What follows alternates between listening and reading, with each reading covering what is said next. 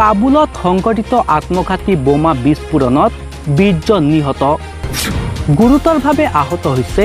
40 জনকৈ লোক বুধবাৰে আফগানিস্তানৰ এটা মছজিদত সংঘটিত হোৱা এক বোমা বিস্ফোৰণে জোকাৰি গ'ল সমগ্ৰ বিশ্ববাসীক জানিব পৰা মতে আফগানিস্তানৰ ৰাজধানী কাবুলৰ খেৰখানা ঠাইৰ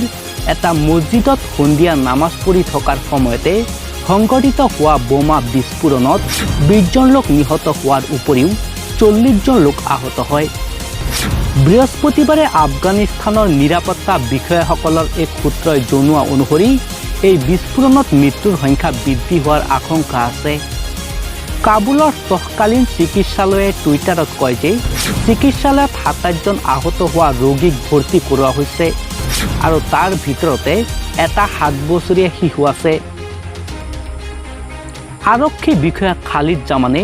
বিশ্বৰ এক আগশাৰীৰ সংবাদ সংস্থাক জনোৱা অনুসৰি বিস্ফোৰণটো এটা মছজিদৰ ভিতৰত সংঘটিত হৈছিল আৰু বহু লোক ইয়াৰ কবলত পৰিছিল কিন্তু ইয়াৰ সঠিক সংখ্যা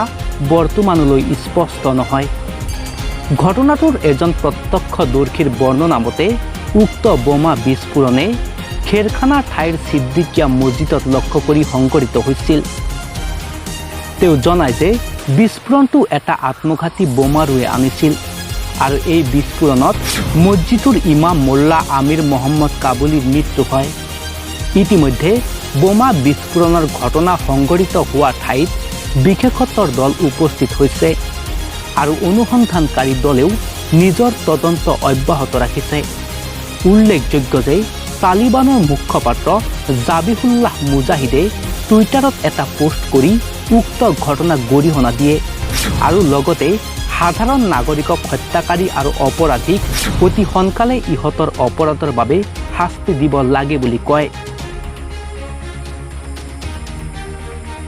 নিউজ ডেস্ক আসাম এক্সপেন্সিভ